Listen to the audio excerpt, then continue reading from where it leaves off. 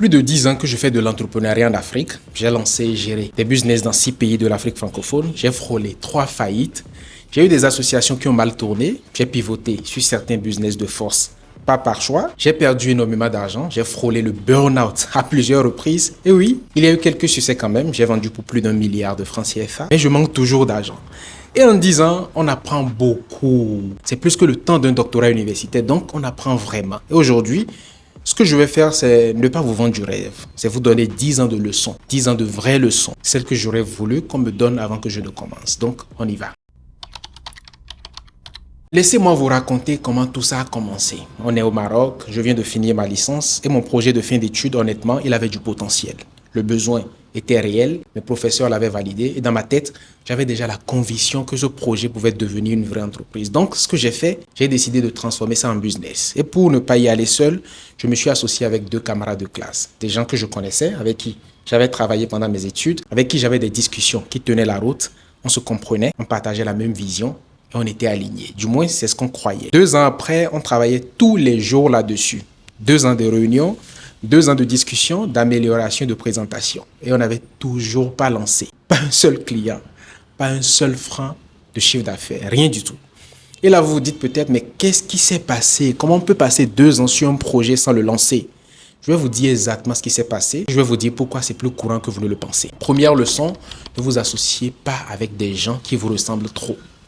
Mes 2 associés et moi, on avait exactement le même profil. On avait fait les mêmes études, dans la même école, avec les mêmes profs. On pensait pareil, on analysait pareil, on avait les mêmes forces et forcément les mêmes faiblesses. Et le problème avec ça, c'est que quand vous êtes 3 personnes qui adorent réfléchir, qui n'aiment pas trop aller vendre, devinez ce qui se passe dans la boîte. Personne ne vend. On organisait des réunions pour préparer les prochaines réunions. On améliorait les choses que personne n'avait encore utilisées ni même essayé.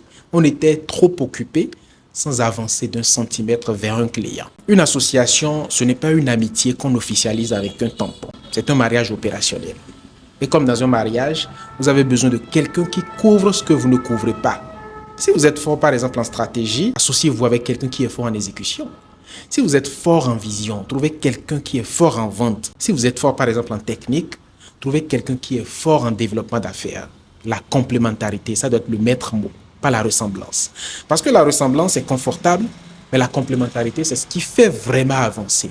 Deuxième leçon, faites très attention à l'argent que vous prenez et à qui vous le prenez. À un moment dans l'aventure, on avait eu besoin de financement. Et comme beaucoup d'entrepreneurs débutants, on s'est tourné vers des proches, des gens de confiance bien sûr, des gens qui nous connaissaient et qui croyaient en nous. Mais le problème, c'est qu'on n'avait jamais pris le temps de vérifier une chose essentielle, qui sont à l'aise avec le risque. Parce qu'il y a une différence énorme entre quelqu'un qui vous dit, écoute, je te fais confiance, et quelqu'un qui est capable réellement de dormir la nuit, en sachant que son argent est dans un projet qui n'a pas encore de clients. Ces 2 profils n'ont pas du tout le même comportement quand les choses se compliquent. Et dans un business qui démarre, les choses vont se compliquer et vont toujours se compliquer à un moment donné. Donc, dès que les premiers mois ont été difficiles, les appels ont commencé. Et vous ne pouvez pas gérer en même temps la pression de construire un business et la pression de quelqu'un qui veut récupérer son argent alors que vous l'avez déjà investi dans la machine. L'argent de quelqu'un qui n'aime pas le risque, c'est pas du capital d'investissement. C'est une bombe à retardement avec une mèche que vous ne contrôlez pas.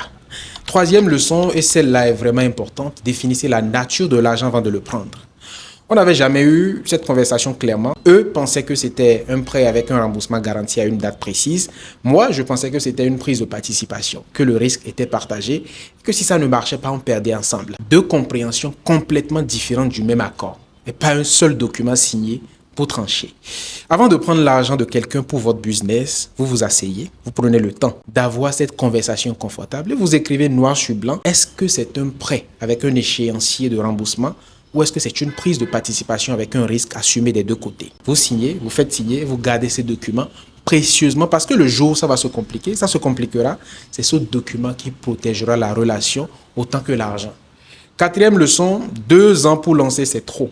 C'est trop. Et ça, moi, des années après, je l'avoue. 2 ans après le début de l'aventure, on n'avait toujours pas lancé. Et je suis honnête avec vous, ce n'était pas un problème de ressources, ni un problème de marché. C'était un problème de perfectionnisme. Le logo devait être parfait, le produit devait être parfait, la présentation devait être parfaite. On voulait arriver sur le marché avec quelque chose d'impeccable. Parce qu'on avait peur de ce que les gens allaient dire. si on n'était pas vraiment à la hauteur. Et je vais vous donner un exemple très concret pour que vous compreniez jusqu'où ce perfectionnisme pouvait aller. Notre plateforme, c'était une plateforme pour ubériser le secteur du transport et de la logistique au Maroc. Et dedans, on avait une fonctionnalité de géolocalisation pour suivre les chauffeurs de camions en temps réel. Sauf que quand on a intégré Google Maps, on a réalisé un problème. Le Sahara occidental, qui est une zone de litige territorial, apparaissait clairement délimité, séparé du Maroc sur la carte. Et pour les Marocains, c'est un sujet extrêmement sensible parce qu'ils considèrent ce territoire comme le leur. Donc, on a eu un problème, un vrai problème de contexte local. Et je ne dis pas que c'était anodin.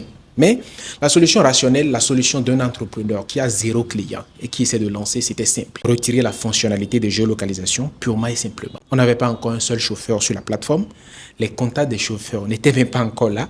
Cette carte n'avait aucune utilité concrète à ce stade du projet. 0. On pouvait très bien lancer sans, collecter nos premiers clients et régler ce problème technique plus tard quand il aurait été réel. Au lieu de ça, on a passé 2 semaines à chercher la bonne carte alternative. 2 semaines de réunions, de tests, de va-et-vient avec notre prestataire technique. Et au final, on a dépensé des centaines de milliers de francs CFA en salaire prestataire pour une fonctionnalité dont personne n'avait encore besoin sur une plateforme que personne n'utilisait encore. C'est ça le perfectionnisme dans un early stage.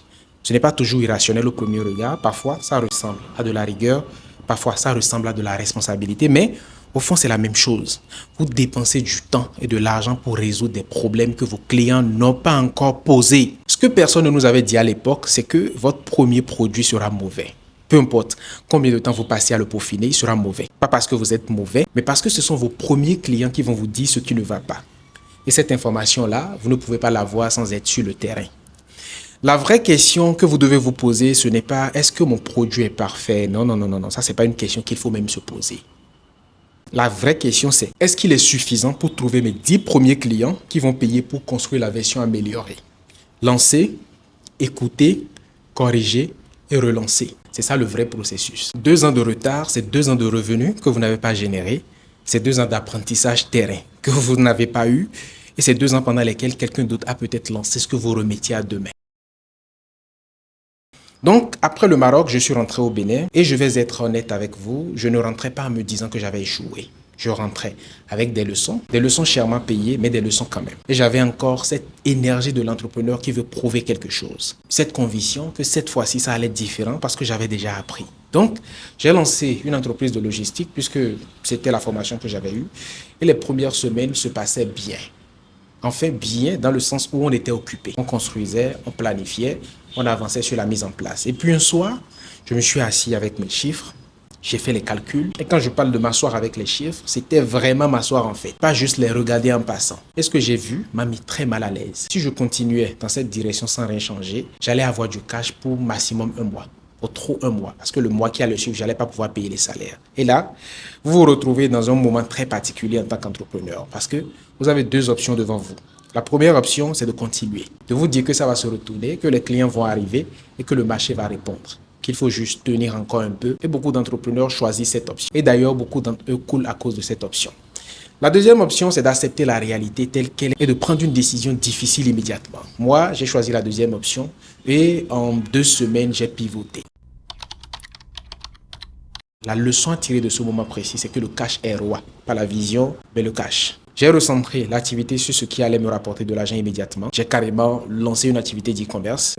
C'est une forme d'activité qu'on appelle une activité vache à lait. Une activité qui n'est pas peut-être celle-ci, qui ne correspond peut-être pas exactement à la vision que vous avez quand vous avez commencé, mais qui génère du cash pendant que vous vous repositionnez. Et je veux m'arrêter là-dessus parce que c'est une leçon que beaucoup d'entrepreneurs en Afrique apprennent trop tard ou n'apprennent jamais. Le cash est roi, pas la vision, pas la croissance, pas les parts de marché, pas le nombre d'abonnés sur votre page, mais le cash, le vrai, celui qui rentre sur le compte, celui qui permet de payer les factures à la fin du mois. Parce que le jour où vous ne pouvez plus payer vos fournisseurs, le jour où vous ne pouvez plus payer vos équipes, le jour où vous ne pouvez plus payer votre loyer, votre vision, qui a peut-être la meilleure, la plus belle vision du monde, ne servira strictement à rien. Vous serez simplement au dehors et c'est tout.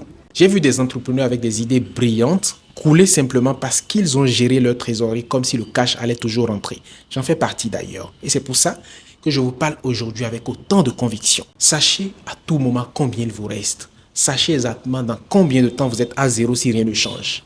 Et prenez vos décisions en fonction de cette réalité, pas en fonction de vos projections optimistes. La deuxième leçon de ce pivot, c'est la rapidité de décision. Et je sais que ça peut sembler contradictoire avec ce qu'on entend souvent. Prenez le temps d'analyser, ne décidez pas souvent sous la pression, etc. Je ne dis pas que vous devez décider à la légère. Je dis que quand vous avez les éléments, quand vous savez, quand votre analyse vous dit clairement que vous n'avez pas d'issue dans la direction actuelle, chaque jour que vous attendez pour changer de direction est un jour de ressources brûlées que vous ne récupérerez jamais. La rapidité de décision, c'est l'un des rares avantages qu'un petit entrepreneur a sur une grande structure. Une grande entreprise met 6 mois à changer de direction parce qu'elle a des comités, des validations, des process. Vous pouvez décider ce soir et exécuter demain matin. C'est une force, donc n'oubliez pas de l'utiliser. N'attendez pas la réunion de la semaine prochaine pour prendre une décision que vous savez déjà devoir prendre aujourd'hui. Maintenant, je veux vous parler de quelque chose de plus délicat, quelque chose dont on ne parle pas assez dans les cercles entrepreneuriaux en Afrique parce que c'est culturellement compliqué à aborder. Et ça concerne les relations humaines dans les affaires. Quand on démarre un business ici, on démarre souvent avec des proches. Un ami d'enfance, un frère, un cousin, un camarade de classe comme moi au Maroc. Et parce que c'est un proche, on ne cadre rien. Pas de contrat, pas de rôle écrit, pas de processus de décision défini. On se dit qu'on se connaît, qu'on se fait confiance, que les papiers, c'est pour les gens qui ne se font pas confiance. Et tout va bien tant que tout va bien. Le problème, c'est que dans un business, les choses ne vont pas toujours bien. Il y a des périodes de stress, il y a des décisions difficiles, il y a de l'argent qui manque ou de l'argent dont on ne s'est pas mis d'accord sur l'utilisation. Et le jour où ça arrive, vous vous retrouvez sans un contrat pour vous défendre et sans la distance émotionnelle pour avoir la vraie conversation difficile parce que c'est votre ami, c'est votre frère, c'est votre cousin. Et le résultat classique, c'est que vous perdez le business, vous perdez la relation et parfois vous perdez les deux en même temps. La règle que j'applique aujourd'hui sans exception, c'est simple. Cadrer dès le départ. Contrat, rôle, responsabilité, périmètre de décision de chacun, ce qui se passe si quelqu'un veut sortir. Même avec votre meilleur ami. D'ailleurs, surtout même avec lui. Parce que le cadre ne détruit pas la confiance. Le cadre protège la confiance. Et quand vous êtes dans la boîte, vous êtes des professionnels avec des fonctions précises, pas des amis qui improvisent. Chacun a ses tâches, son périmètre, ses responsabilités et chacun rend des comptes sur ce périmètre, même si c'est votre frère en face de vous. J'ai fait l'erreur inverse pendant longtemps. J'endossais toutes les responsabilités, je compensais les manques des autres parce que je n'avais pas envie de créer des tensions. Et en faisant ça, je croyais être un bon associé alors qu'en réalité, je lésais tout le monde. Les autres n'apprenaient jamais à assumer leur part parce que je les prenais toujours à leur place. Et moi, je me puisais à porter quelque chose qui était censé être partagé. Il y a des moments dans la vie d'un entrepreneur où les affaires marchent vraiment bien. Les clients sont là, les commandes rentrent, le compte est en bonne santé, vous avez l'impression que vous avez enfin trouvé le rythme. Et dans ces moments, la tentation est immense de dépenser à la hauteur de ce que vous gagnez. Une voiture plus grande, un bureau plus représentatif, un lifestyle qui correspond enfin à l'image que vous voulez donner. Et je comprends vraiment cette tentation parce que après des années difficiles, quand ça marche enfin, vous avez envie de le vivre. Mais voilà ce que ces 10 ans m'ont appris. Les bons mois ne durent pas toujours. Un client important peut partir à tout moment. Un marché peut se retourner. Une crise peut arriver. Une saison basse que vous n'aviez pas anticipée peut arriver. Et si vous avez dépensé tout ce que vous avez gagné pendant les bons mois, vous vous retrouvez à zéro exactement au moment où vous avez le plus besoin. J'en ai fait l'expérience plusieurs fois d'ailleurs et j'ai frôlé la faillite plusieurs fois exactement pour cette raison. La discipline que j'applique maintenant et que j'applique sans négociation avec moi-même, c'est celle-ci. Quand l'argent rentre bien, je sécurise automatiquement une partie. Je la mets de côté. Pas parce que je suis pessimiste sur mon business, mais parce que je sais, et vous devez le savoir aussi, que la pluie s'arrête toujours à un moment. Et ce sont vos réserves d'eau qui vous permettent de tenir jusqu'à la prochaine saison des pluies. C'est comme ça qu'on évite les faillites. C'est comme ça qu'on traverse les crises sans tout perdre. C'est comme ça qu'on reste dans le jeu assez longtemps pour construire quelque chose de durable. Les grandes fortunes ne se construisent pas seulement en gagnant plus. Elles se construisent aussi en ne perdant pas ce qu'on a déjà gagné. Je veux aussi parler maintenant de quelque chose qu'on sous-estime énormément en Afrique francophone et particulièrement au Bénin. C'est la question de l'image. En Afrique, les gens vous achètent comme vous vous vendez. Et ne pensez même pas que c'est superficiel. Ce n'est pas une question de vanité, c'est la réalité concrète du marché. Quand vous arrivez à un rendez-vous client sans être préparé, avec des supports approximatifs, dans un cadre qui ne reflète pas le niveau de ce que vous proposez, vous envoyez un signal.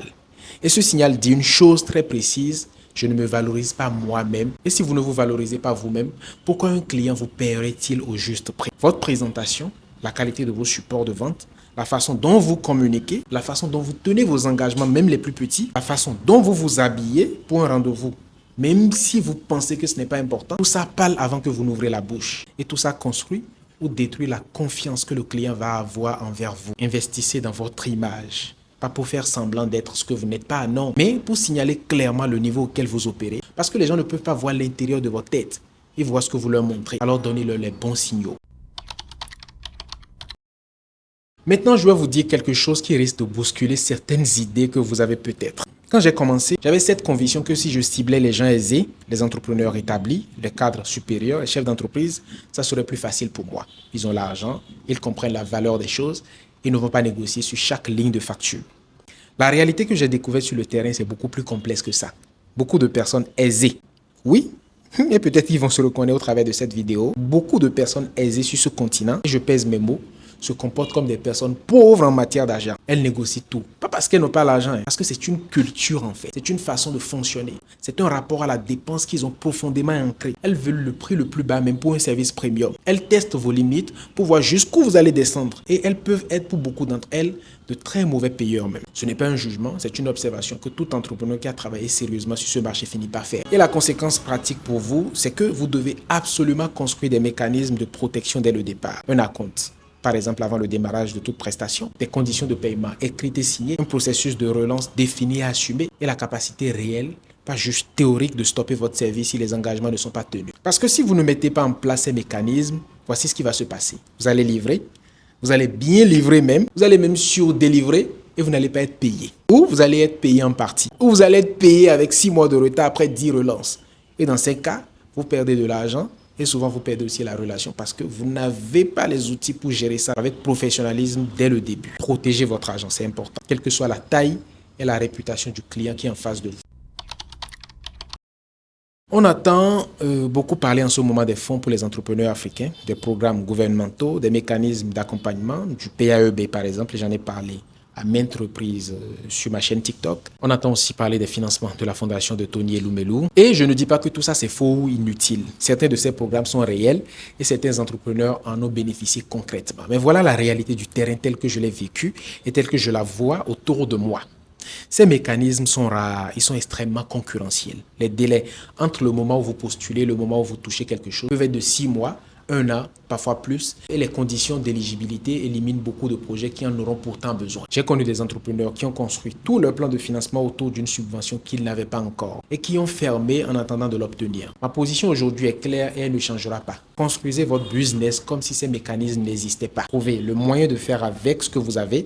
Si une subvention arrive un jour, tant mieux, ça viendra accélérer quelque chose qui fonctionne déjà. Mais ne mettez jamais la survie de votre projet entre les mains d'une décision que vous ne contrôlez pas. La contrainte n'est pas votre ennemi, la contrainte vous force à être efficace. Elle vous force à trouver des solutions créatives. Elle vous force à construire quelque chose de solide parce que vous n'avez pas de filet de sécurité. Les business qui sont construits sans filet sont souvent les plus résistants. Donc voilà ce que 10 ans m'ont appris.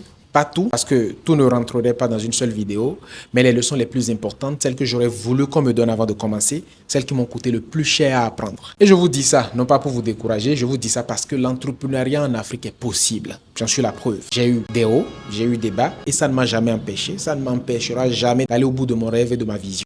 Ce que je veux que vous reteniez de cette vidéo, c'est une chose simple. Les erreurs que j'ai faites, vous n'êtes pas obligé de les faire également. Certaines, oui, parce que l'expérience s'achète toujours d'une façon ou d'une autre. Mais les plus coûteuses, les plus évitables, vous pouvez les voir. Mais ce n'est pas fini.